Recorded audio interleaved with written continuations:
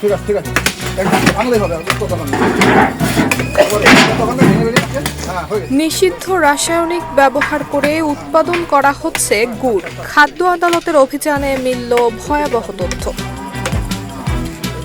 রাজবাড়ীতে নিষিদ্ধ হাইড্রোজ এবং চিনি দিয়ে গুড় উৎপাদন এবং পচা গুড় রাখার অপরাধে এক কারখানা মালিককে ৩ বছরের সশ্রম কারাদণ্ড এবং ১ লাখ টাকা জরিমানা করেছে বিশুদ্ধ খাদ্য আদালত। আপনি হাইড্রোজ কখন করে মধ্যে দেন?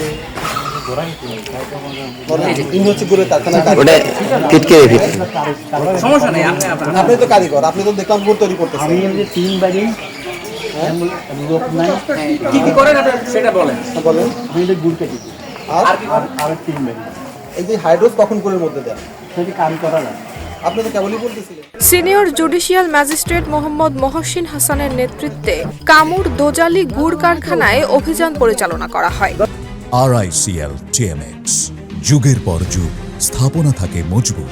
অভিযান পরিচালনাকালে কারখানার পরিবেশ অস্বাস্থ্যকর পাওয়া যায়। কাঁচামালের গুদামে ফিটকারি, ইউরিয়া এবং সালফার ও ম্যাগনেসিয়াম সারের উপস্থিতি পাওয়া যায়। এছাড়া অভিযানকালে ১০০ মনের অধিক পচা গুড়, ৩৪ বস্তা চিনি এবং আনুমানিক ২০ কেজি হাইড্রোজ পাওয়া যায়। এসব অসঙ্গতি পরিলক্ষিত হওয়ায় নিরাপদ খাদ্য আইন ২০১৩ এর ২৩ এবং ২৫ ধারায় বিশুদ্ধ খাদ্য আদালত রাজবাড়ীতে নিয়মিত মামলা রুজু করা হয়। নুসরাত জাহান মেহেক, ঢাকা পোস্ট।